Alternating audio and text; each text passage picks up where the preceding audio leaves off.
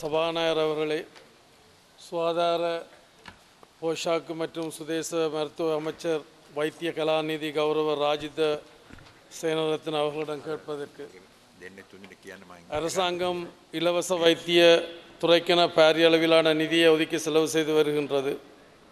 வருடந்தோறும் இதற்கென வரவு செலவு திட்டத்தில் பாரிய நிதி ஒதுக்கீடுகள் மேற்கொள்ளப்பட்டுள்ளன. இந்த நிலையில் கொழும்பு தேசிய வைத்தியசாலையில் 3 சத்திர சிகிச்சை கூடங்களில் இருதய நோயாளர்களுக்கான சத்திர சிகிச்சைகள் மேற்கொள்ளப்பட்டு வந்துள்ள நிலையில் தற்போது அதில் 2 சத்திர சிகிச்சை கூடங்கள் மூடப்பட்டு ஒரு சத்திர சிகிச்சை கூடத்தில் மாத்திரமே இருதய நோயாளர்களுக்கான சத்திர சிகிச்சைகள் மேற்கொள்ளப்பட்டு வருவதனால் நோயாளர்கள் தங்களுக்கான சத்திர சிகிச்சைகளை மேற்கொள்வதற்காக பல மாதங்கள் காத்திருக்க வேண்டிய நிலை ஏற்பட்டுள்ளதாக தெரிய வருகின்றது. கொழும்பு தேசிய வைத்தியசாலையை பொறுத்தவரையில் இருதய கோளாறு தொடர்பில் பாதிக்கப்பட்டிருக்கும் நோயாளர்கள் தங்க வைக்கப்பட்டிருக்கும் கட்டிடமானது 1924ஆம் ஆண்டு கட்டப்பட்டது என்றும் அதற்கு பின்னர் கட்டிடம் புனர்நிர்மாணம் செய்யப்படவில்லை என்றும் கூறப்படுகின்றது.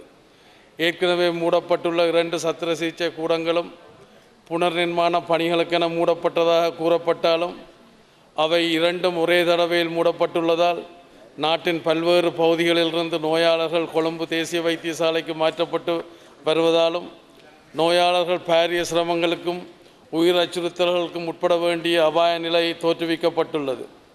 பொருளாதார வசதியின்மை காரணமாக தனியார் வைத்தியசாலைகளை நாட இயலாத பல நோயாளிகள் தற்போதைய நிலையில் கொழும்பு தேசிய வைத்தியசாலையில் தங்களுக்கான சத்திர சிகிச்சைக்கான நேரம் வரும் வரை காத்திருக்க வேண்டிய நிலை ஏற்பட்டிருப்பதையும் தாங்கள் அறிவீர்கள்.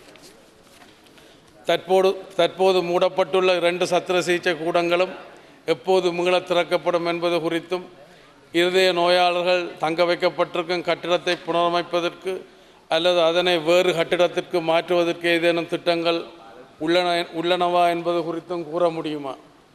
இவ்விரண்டு சத்திர சிகிச்சை கூடங்களையும் மீள திறக்கும் வரை மேற்படி நோயாளர்களுக்கு சத்திர சிகிச்சைகளை மேற்கொள்வதற்கு வசதியாக மாற்று ஏற்பாடுகளை மேற்கொள்ள வாய்ப்புகள் இல்லையா?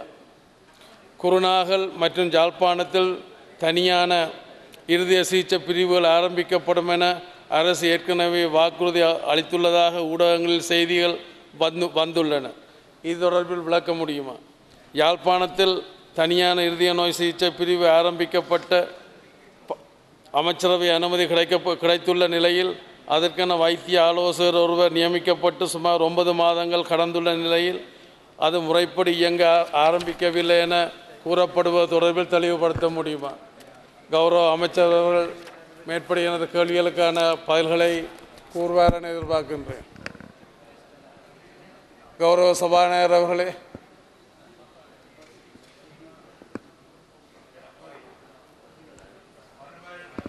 මිනිස්ටර් ගරු කතානායකතුමනි, අපේ ගරු ඩග්ලස් දේවානන්ද මන්ත්‍රීතුමා කරපු ඒ ප්‍රකාශයේ තියුණ ප්‍රශ්න තමයි එකක් දැනට වසා දමා ඇති කොළඹ ජාතික රෝහලේ හෘද රෝග අංශයේ ශල්‍යාගාර දෙක නැවත විවෘත කරන්නේ කවදාද? කොළඹ ජාතික රෝහලේ හෘද රෝග අංශය සඳහා ශල්‍යාගාර දෙකක් ස්ථාපිත කර ඇත. මේක 3ක් නෙවෙයි 2යි තිබෙන්නේ.